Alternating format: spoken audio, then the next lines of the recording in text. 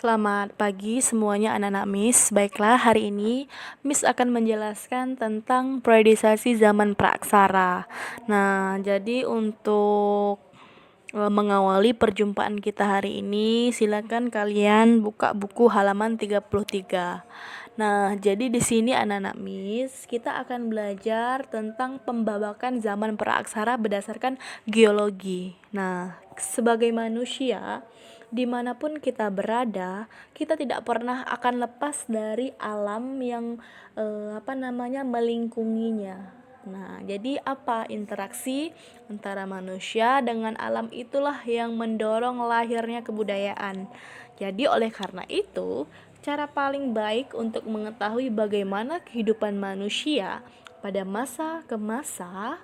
Nah, jadi awal ini kita mulai dengan menganalisis struktur dan umur bumi. Nah, jadi di sini kita awali dengan meneliti fosil yang ditemukan. Jadi dari situlah kita bisa mengetahui seperti apa wujud manusia, kapan mereka hidup, berapa umurnya, dan bagaimana bentuk kebudayaannya. Di sini kita akan belajar periodisasi berdasarkan geologi. Nah, jadi untuk hari ini dalam perkembangan bumi dan muncul makhluk hidup, dikira-kirakan kemunculannya itu 3 juta tahun yang lalu. Nah, jadi sejarah alam semesta yang harus kalian ingat, dia lebih lama dibandingkan umat manusia. Kita bisa lihat di sini PowerPoint, asal-usul dan makhluk hidup. Nah, jadi para ilmuwan menjelaskan terbentuknya alam semesta berawal dari peristiwa Big Bang. Nah, peristiwa Big Bang itu kapan terjadinya? Sekitar 13,7 miliar tahun yang lalu. Nah, Big Bang itu apa? Big Bang itu merupakan ledakan tunggal melontarkan materi dalam jumlah besar ke segala penjuru dunia. Nah, jadi seperti itu setelah dia terjadi ledakan tunggal. Nah, adanya materi-materi. Jadi materi-materi inilah yang kemudian mengisi alam semesta kita dalam bentuk bintang dan lain-lain sehingga membentuk sistem tata surya yang sekarang ini. Anak-anak Miss bisa lihat. Oke, selanjutnya kita akan membahas tentang periodisasi zaman praaksara berdasarkan geologi. Di sini kita bisa lihat. Nah, jadi di sini banyak sekali. Kita akan membahas menurut pendapat geologi, menurut pendapat teori geologi. Jadi proses perkembangan bumi itu ada 4 fase. Yang pertama adalah masa Arkaikum. Yang kedua adalah masa Paleozoikum. Dan yang ketiga adalah masa Mesozoikum. Dan yang keempat adalah masa Nesozoikum.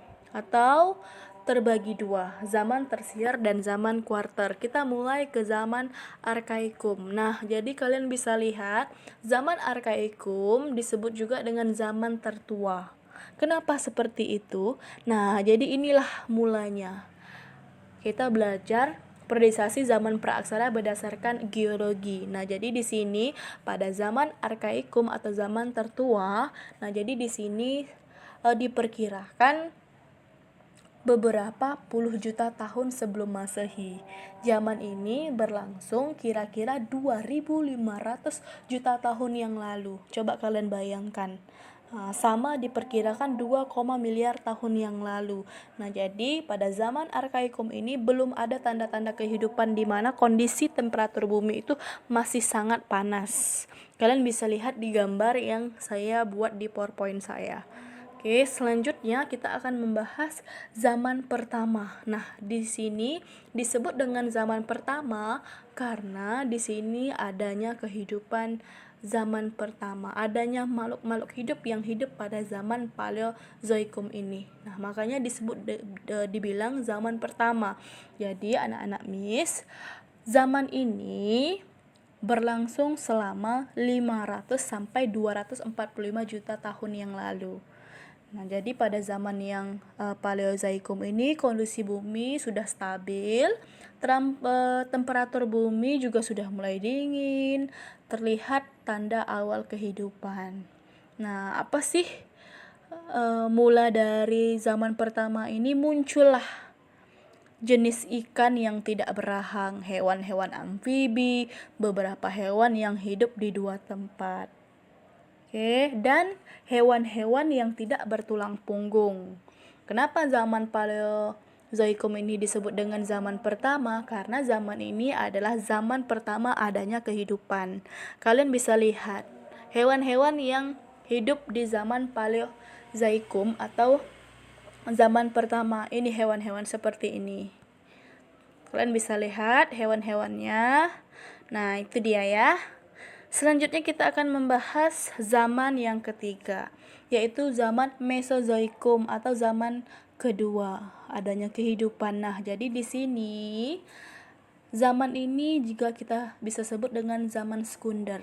Nah, kenapa zaman sekunder? Karena zaman kedua kehidupan, adanya kedua kehidupan, di mana yang pertama ada hewan amfibi, hewan-hewan reptil, sedangkan zaman yang kedua ini muncullah hewan-hewan reptil, hewan-hewan yang bertubuh besar. Diperkirakan zaman Mesozoikum ini berlangsung sekitar 251 sampai 65 juta tahun yang lalu. Nah, hewan-hewan ini punah karena akibat tumpukan meteor raksasa yang membuat bumi diliputi debu pada masa ini. Nah, pada saat ini muncullah mamalia. Anak Miss bisa lihat ini gambarnya. Oke, selanjutnya kalian bisa amati gambar-gambarnya hewan-hewan yang hidup di zaman kedua. Selanjutnya kita akan membahas tentang zaman Neozoikum. Nah, jadi di sini zaman Mesozoikum ini terbagi zaman ketiga dan zaman keempat. Nah, kita akan bahas dulu masa Mesozoikum. Jadi masa Mesozoikum itu terbagi zaman ketiga dan zaman keempat. Nah, zaman ketiga ini juga disebut dengan zaman tersier. Kapan dia diperkirakan ada? Nah, jadi diperkirakan 60 juta tahun yang lalu. Jadi, pada periode ini sudah banyak ditemukan binatang menyusui. Bahkan pada akhir zaman ini sudah ada beberapa kera seperti layaknya manusia, misalnya gorila dan orang hutan zaman ketiga ini. Selanjutnya anak Miss bisa lihat gorila seperti ini yang muncul pada zaman ketiga. Oke, nah selanjutnya kita akan membahas tentang zaman keempat atau zaman kuarter. Nah, jadi periode ini terjadi kira-kira 600.000 tahun yang lalu. Nah, jadi manusia dipastikan telah ada pada zaman yang keempat ini. Zaman ini terbagi menjadi dua periode, yaitu Diluvium atau zaman es dan Aluvium yaitu zaman yang kita alami sekarang. Jadi masa ini terdiri atas Diluvium, tua, tengah, dan muda. Dalam ilmu geologi, zaman Diluvium ini disebut juga dengan zaman Pleistosen atau zaman glasial atau zaman es. Adapun zaman Aluvium ini disebut juga dengan zaman zaman Holosen, di mana mulai hidup Homo sapien. Nah, jadi seperti itulah yang menjelaskan tentang zaman keempat. Nah, jadi di sini kalian bisa lihat perkembangan makhluk hidup. Nah, kehidupan muncul pada pertama kali pada masa Paleozoikum. Lanjut lagi Mesozoikum, yaitu di mana masa Mesozoikum kala Pleistosen muncullah manusia purba. Lanjut lagi Mesozoikum berkembang dia lebih sempurna. Nah, inilah contoh dari tadi yang saya sebut. Nah, jadi terakhir dari periodisasi berdasarkan geologi ini adalah menurut pemaparan dari teori Darwin. Nah, jadi Darwin lah yang membahas tentang yang kita bahas tadi, perkembangan zaman praaksara berdasarkan geologi. Oke. Selanjutnya kita akan membahas tentang ini dia. Nah, kita akan membahas peta daratan Pleistosen ketika paparan Sunda dan paparan Sahrul masih bersatu. Kalian bisa lihat di sini gambar petanya. Nah, inilah peta daratan zaman Pleistosen ketika paparan Sunda dan paparan Sahrul masih bersatu. Jadi, Kepulauan Indonesia sendiri pada zaman Pleistosen ini, yaitu saat manusia telah hidup dan berkembang, mereka masih bersatu dengan daratan Asia Tenggara. Jadi kalian coba amati peta yang ada di PowerPoint ini. Nah, itu adalah peta Asia Tenggara pada zaman Pleistosen. Karena air yang ada di kutub utara dan selatan membeku sampai ke lintang 60 derajat. Nah, itulah yang membuat permukaan air laut turun sampai 70 meter dari keadaan sekarang. Salah satu akibatnya apa? Yaitu wilayah Indonesia bagian barat bersatu dengan daratan atau kontinen Asia dan wilayah Indonesia bagian timur. Nah, bersatulah tadi yang saya bilang, Indonesia bagian timur bersatu dengan benua Australia.